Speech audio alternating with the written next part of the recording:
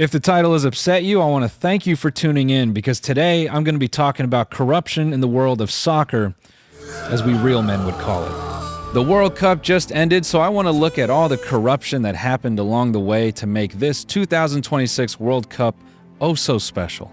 Things like Kansas City rushing to build a $25 million prison, and FIFA keeping 100% of ticket sales, and an 11-year-old FBI investigation that paved the way for the current FIFA president to take power. Yes, it is that deep. When you see a referee make a bogus call in sport, I think a lot of us would say that's normal, right?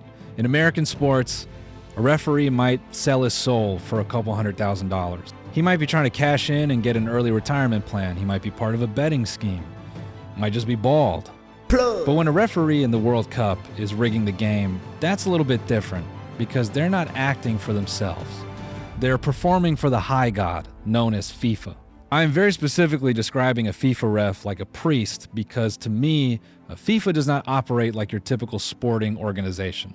In my mind, they're more on par with the Vatican. They operate like a global superpower for two reasons.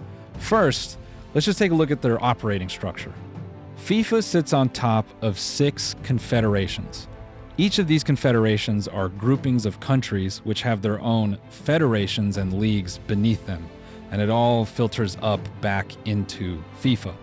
You can take any clip of Alex Jones screaming about a single globalist government and just apply that to FIFA. All the times Alex Jones is referring to ball like the devil god, he was actually just talking about a soccer ball. That's so dumb.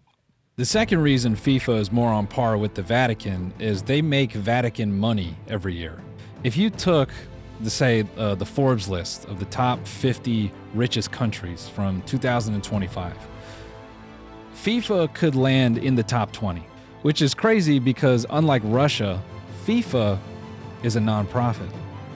And according to them, all the money that they take in, all those billions, goes right back into football. But the official definition of FIFA is FIFA is the official happiness provider to humanity since 120 years.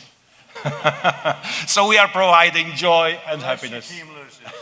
Unless the team loses, of course. All that organizational structure I just showed you a second ago, each of these small and large, medium football clubs that operate all across the world, like little churches and paramilitaries for FIFA, that's a nonprofit, just like the Boys and Girls Club. And at the moment, it's all headed up by the one and only Gianni Infantino.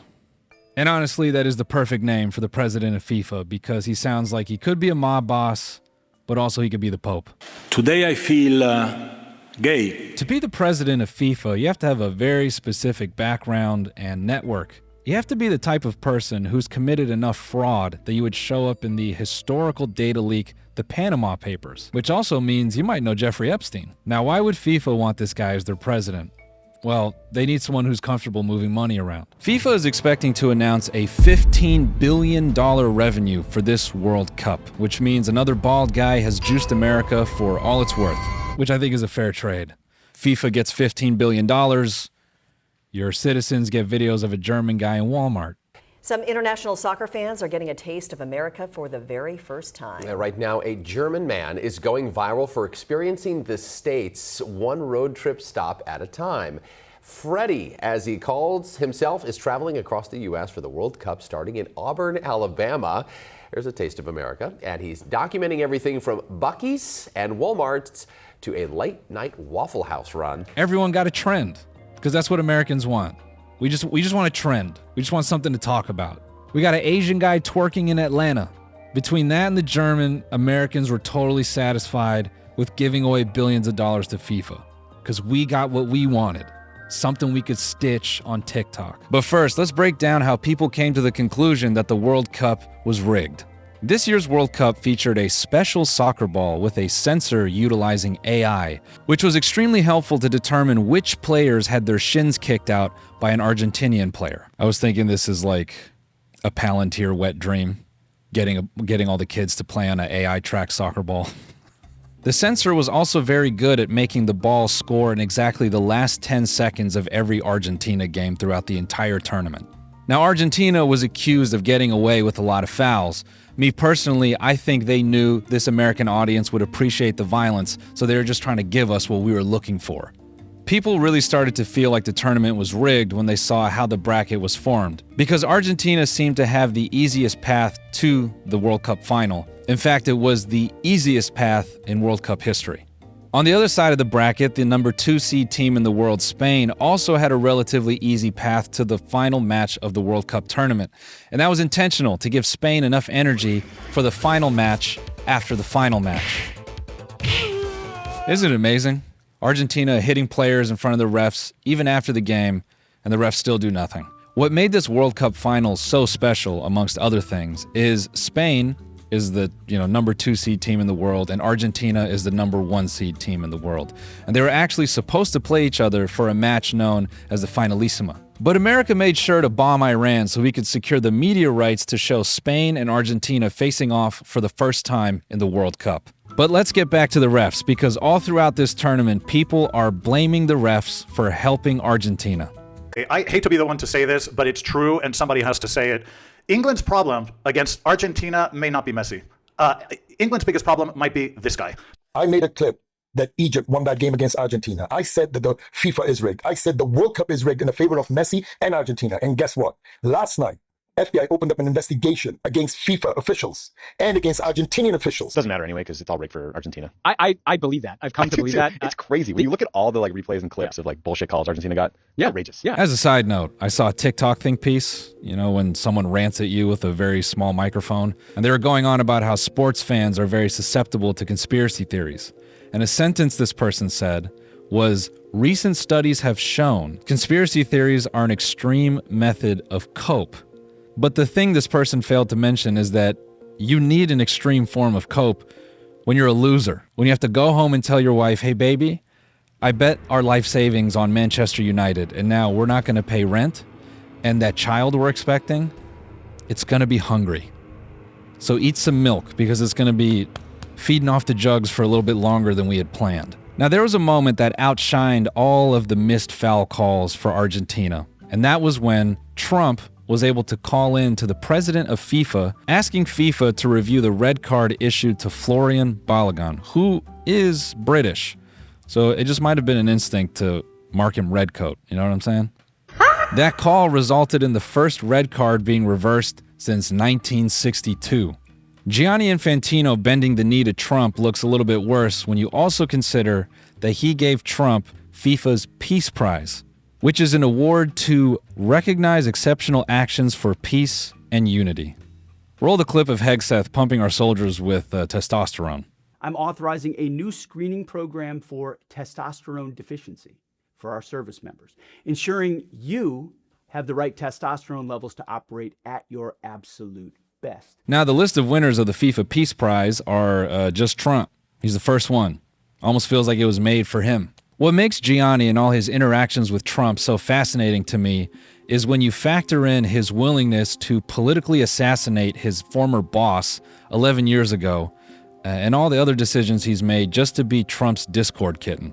To understand how this guy gets into a position to publicly do tricks on it for the President of the United States, we have to look at a famous FBI investigation into FIFA from 2015. This investigation had a ton of moving parts that included bribes and money laundering. The main snitch was American soccer executive Chuck Blazer, also known as Meat Canyon. He was initially being investigated by the IRS for tax evasion, and eventually the IRS reached out to the FBI to work together on pinning Chuck Blazer. Now, on top of being outed as a rat, look how the journalists did this guy. Blazer's career as a federal undercover began on a November evening in 2011. The morbidly obese businessman was zipping along Fifth Avenue to a pricey Manhattan restaurant aboard one of his motorized scooters. I like how the journalist gave us the motorized scooter because none of us believed that he was zipping along. But they do him worse. A typical night on the town for Blazer, a regular at coveted Table 4 in Elaine's, the cinch-shuttered Upper East Side celebrity and media hangout. Trailing the big man were federal agents, one from the FBI and the other from the IRS. They were pursuing Blazer like hitmen, an associate of the soccer bigwig would later say. "We can take you away in handcuffs now, or you can cooperate." The image of this dude with his hands on the dirt bike handles for his scooter, and he's just thinking about getting to that steak dinner. He's got these 2 Fed agents in the way. The Wikipedia page on this describes him as cooperating almost immediately, and you have to wonder if he was just so hungry that he was like, yeah, give me the wire. I'm fucking...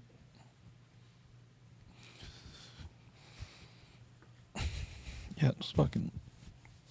Now, Big Bad Chuck helps out the FBI by recording a ton of secret conversations, and he gives them enough evidence to eventually indict 9 FIFA officials. And while all of this is going on, the president of FIFA is Sepp Blatter, which sounds like a Magic the Gathering commander, and he also looks like one.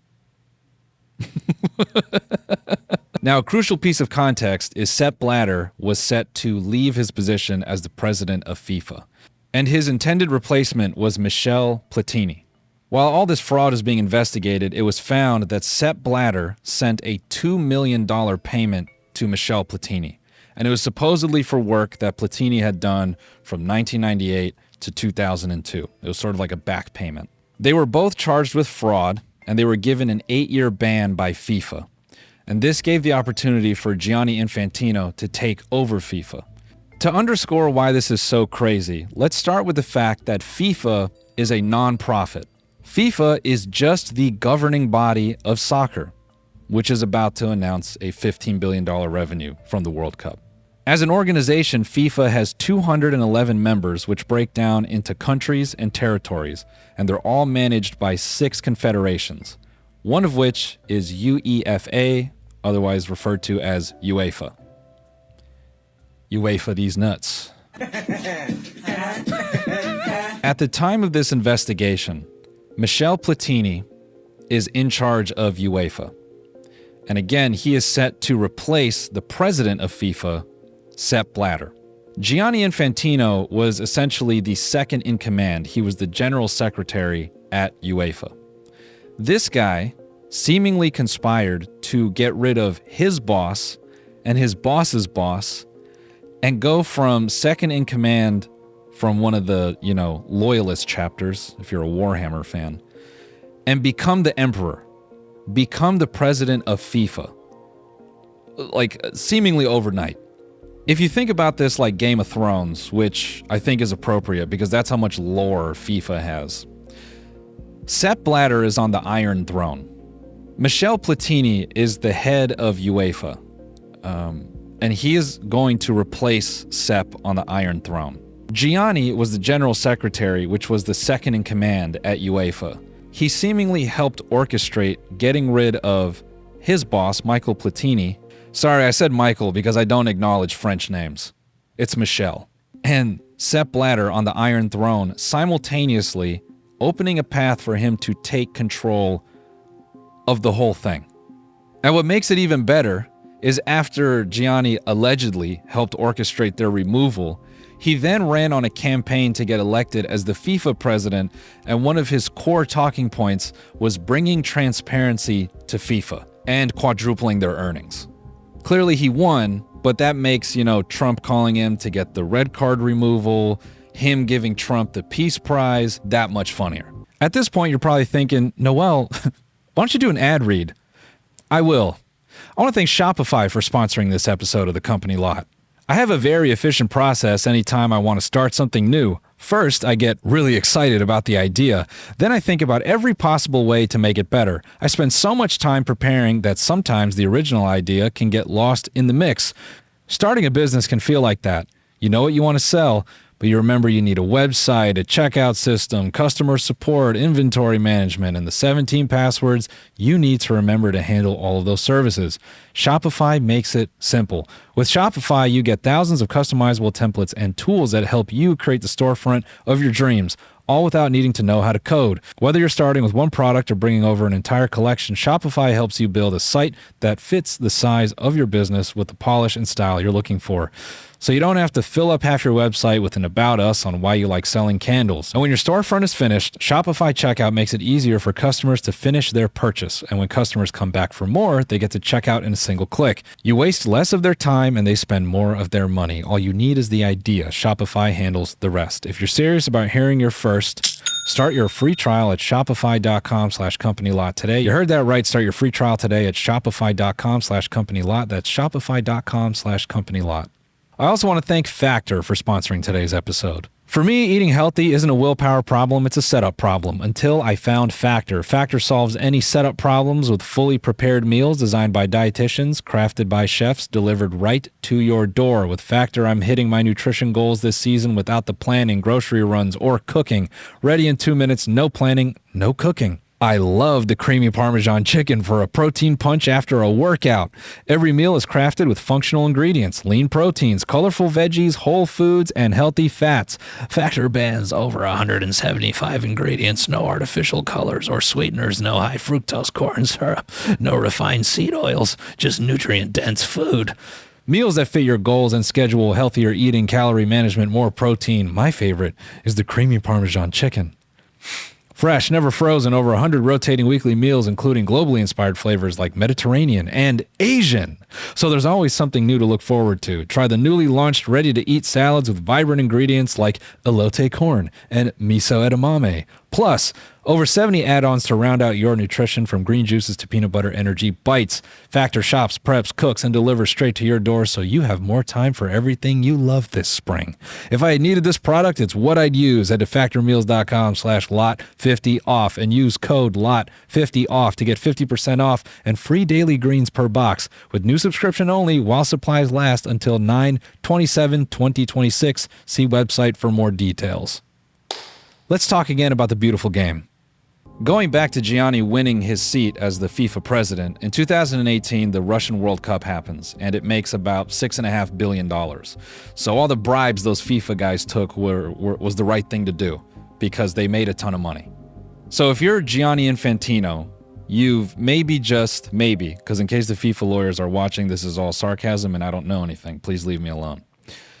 You have maybe just orchestrated killing the king and his chosen one.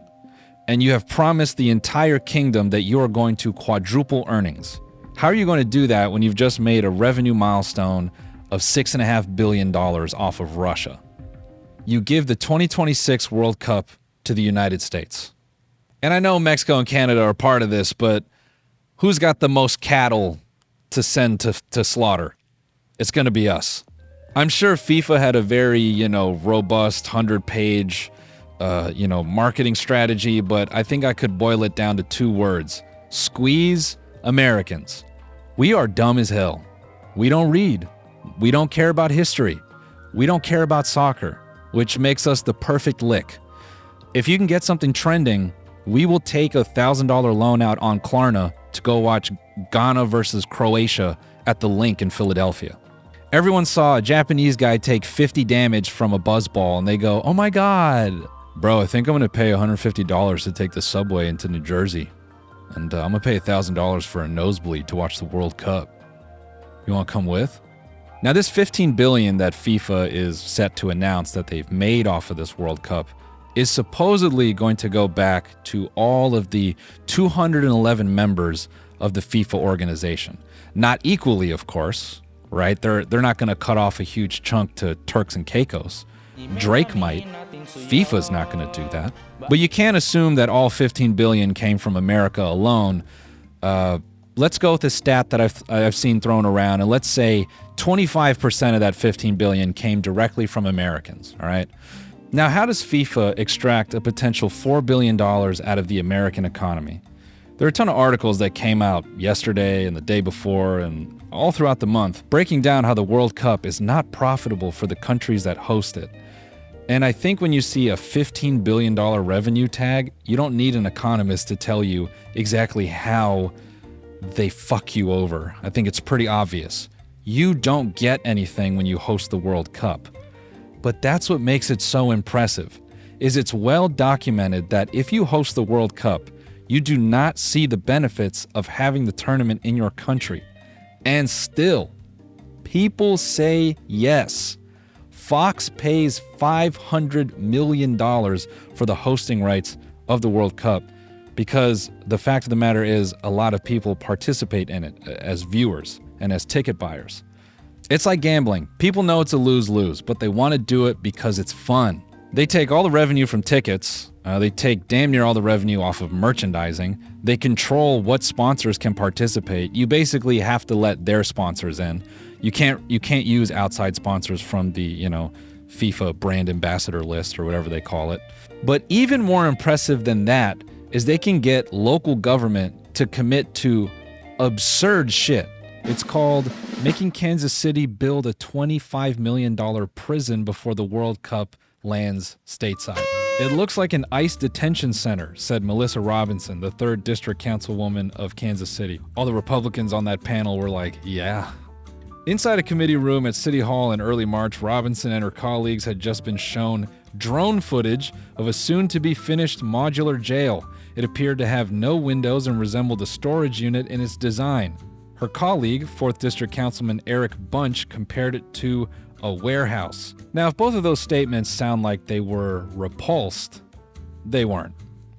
Both council members voted in favor of the temporary modular jail facility, for which $22 million in taxpayer dollars were set aside in October of 2025, and the project was sponsored by Kansas City Mayor Quinton Lucas. Now, why would Kansas City need a jail? Well, first of all, Kansas City has not had its own municipal jail since 2009, meaning criminals who break city laws are held in police patrol stations or ferried out to Missouri jails in Johnson County or Vernon County, both more than 50 miles away. Now that's a problem because if you've never watched soccer or you're not really familiar with soccer fandom, it runs deep. They do it different than us. Here with football, yeah, you might get stabbed in the parking lot. You might get put through a table at a Bills game.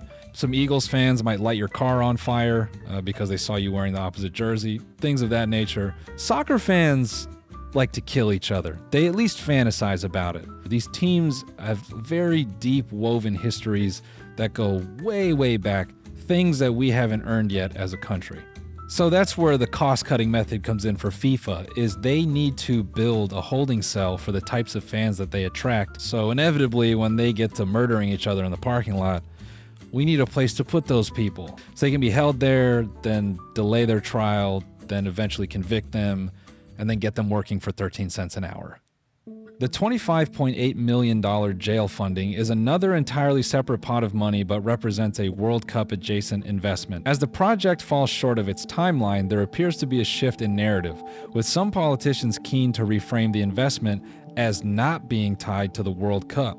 Councilman Rogers told The Athletic in the final week of May that it, quote, really is maybe loosely tied to the World Cup, but this is stuff we had to do regardless. God damn, dude. Goddamn. Whether it's a corporation or a jail, we know how to put people in a box in this country. And for what it's worth, they built this jail and they only made 2 arrests. So congratulations to Kansas City government. You got a new jail and $50 million worth of debt, just as you planned it. FIFA ban on reusable water bottles sparks anger among fans. Now, anyone mad that they can't bring a refillable water bottle to a stadium, you're just a fucking broke boy. You got to stop complaining about shit. You got to get your money up and figure out a way to stop looking so broke. FIFA has been accused of putting revenue ahead of fans' health after banning reusable water bottles from being taken into World Cup stadiums.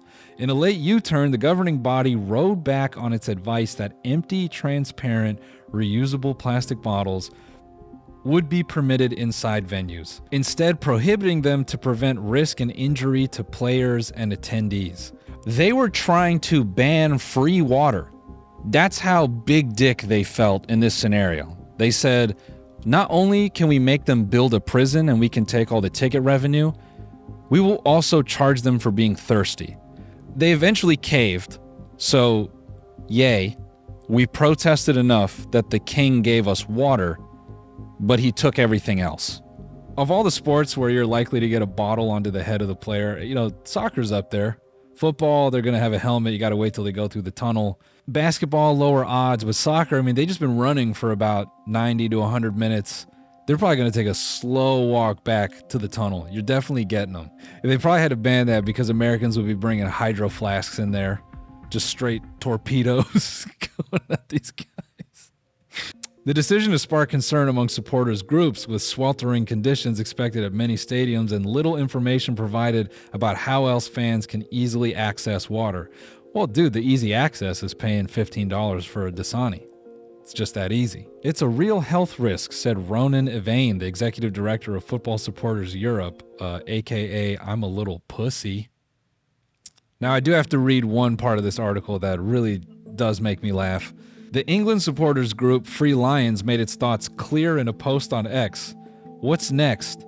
Sun cream banned and fans forced to buy it in stadiums? To my English people, I can't believe you guys call it sun cream. Oh, mate, could you sun cream my face? Mate, could you sun cream all over my chest real quick? Oh, mate, could you sun cream my lower back, yeah? Yeah, just get right in there, yeah? Oh, fuck me, cream going down the crack, eh? Arseholes, same texture as me lips, probably get chapped too, yeah? Don't ever fix your lips to say that, bro. Anyways, to answer the England supporters group, yeah, that would be the goal. Make you thirsty, make you dry, make you pay for all of it. There's a reason out here in America we work 600 hours a week because we want to pay for everything. We look down on those who take days off and want things for free. You got to earn everything in this country. Making people pay for water, that's just the Coachella business model. We know how that goes here in the States. Now, here's what's crazy. You know, initially they were saying, they being FIFA, they were going to make $9 billion from this World Cup, or that's what they were estimating. Now that's gone up to $15 billion. And it's pretty easy to see what's going on. You know, all the realizations that we were having along the way, like, I think this is rigged. If you just even look at 5% of their history, yeah, of course, you know, they're going to set it up this way. When you can charge $500 million to stream your main thing, you know, your event that you've put on, that's a lot of scratch. When you can take almost 100% of ticket revenue off of a $1,000 nosebleed, yeah, you're going to rig shit a little bit. When looking at FIFA in context, it starts to feel pretty obvious why the tournament was set up the way it was. Yes, they want countries to participate, but they need certain countries to participate. When they can charge $500,000 to stream the games, and they can rake in 100% ticket revenue off of $1,000 nosebleeds, yeah, you're going to start to set up the bracket a very particular way. When reading all this, I feel pretty stupid for watching these games going, dude, what the hell? Argentina's punching everyone. FIFA is going to let Argentina punch whoever. They've been letting them punch the ball since the 1980s. Hey, Argentina's bracket's too easy. That's not fair. Yeah, hi, FIFA president here, Gianni Infantino. That is as planned. That is as intentional. Yes. Yeah, none of the other teams have a player named Messi. Yeah, I don't know if you know this, but in the world of football, there are many people that believe Messi is the second coming of Christ, and many of those people live here in the United States. And we need them to give us all of their money, okay? We need them to see Jesus in real time for the low price of $10,000. You understand? FIFA, in a way, is WWE. And we just watched Stone Cold do his last match. That's why Messi's crying, because he knows he's going to have to give it to the young guy, Yamal. He baptized him. That was part of sort of the blood sacrifice ritual that FIFA puts on. They leaked those photos. That was very nice of them to give us window into sort of their religious practices. But Messi knew, I'm not the guy anymore. This is my last one. And I can't believe this organization didn't let me go out on a win. They made me tap out in front of the world. And I had to do that so the torch pass was clean. Because you have to remember, guys, Gianni Infantino promised he would quadruple the revenue of FIFA. And that was at a time where they had just recorded $7 billion in revenue. FIFA owns one of the most politically involved forms of entertainment possible. When you have something that can get this many billions of dollars for broadcast rights and gets millions and millions of eyeballs watching the game, if you're the president of FIFA and you have promised to quadruple earnings and you have a history of weird money laundering, loose ties to FBI investigations, and you are heading up a league which gets millions and millions of views, commands billions of dollars in broadcasting rights, and you see world leaders getting on their hands and knees, paying you millions of dollars for the opportunity to host the World Cup, you think you're going to leave all that up to the players? Fuck no. Ref, get out there and rig this game like we told you to. Of course he's going to reverse an American red card because we're going to buy the jerseys. We're an easy lick. Of course he's going to let Trump, make fun of him and do all that publicly because he's taking us to the bank. He just has to smile through the pain. But in the end, regardless of everyone's conspiracy that the refs were going to be on Argentina's side in the final match, they lost. Spain won. And even if that was orchestrated and there was outside corporate interests manipulating all this, I think it feels good to see a champion lose because then they're humanized. And finally, we've seen Messi bleed. The amount of corruption, money laundering, weird calls, just general rigging all throughout soccer, I think if you actually put it all together in text, it's probably about the same length as the Bible. I think there's that much to learn and read. And when I look at all that and just the sheer amount of cash moving through the sport, I think to myself, I need to get my son playing soccer.